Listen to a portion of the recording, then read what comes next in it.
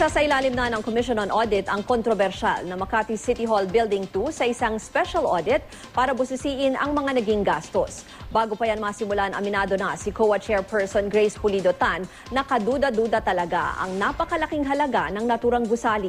Balitang hatid ni Oscar Oida. Kabi-kabilang kontrobersya na ang lumalabas tungkol sa Makati City Hall Building 2. Nauna nang lumabas sa mga akusasyong overpriced daw ito. At ngayon, may mga aligasyon namang niluto raw ni dating Makati Mayor at ngayon Vice President Jojo Marbinay ang naging bidding. Dahil dito, aaksyon na raw ang Commission on Audit o COA. Isasailalim daw nila sa isang special audit ang gusali para busisiin ang mga naging gastos nito.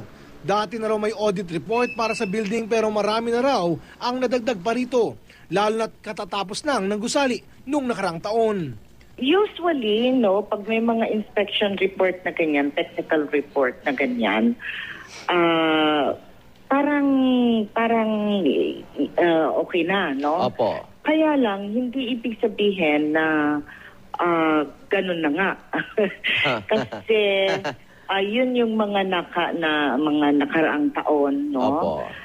Itong proyekto na to natapos noong 2013 yata, no? Opo. At ang may mga kabayaran pa na ginawa noong 2013, Opo. which was only last year.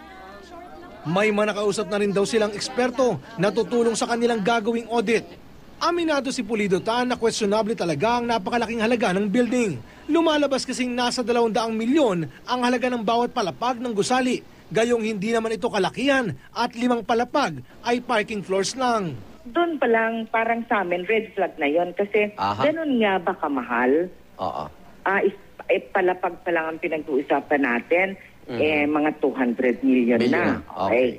Isa yan sa mga red flags na nakita natin. Napakabilis din daw na ibigay ang kontrata mula nang isagawa ang bidding dito. Kaya titingnan din nila kung may na-shortcut na proseso. Nauna nang sinabi ng Vice Presidente na pamumulitika lang umano ang motibo sa likod ng mga isyong ibinabato sa kanya. Kaugnay sa kontrobersal na gusali.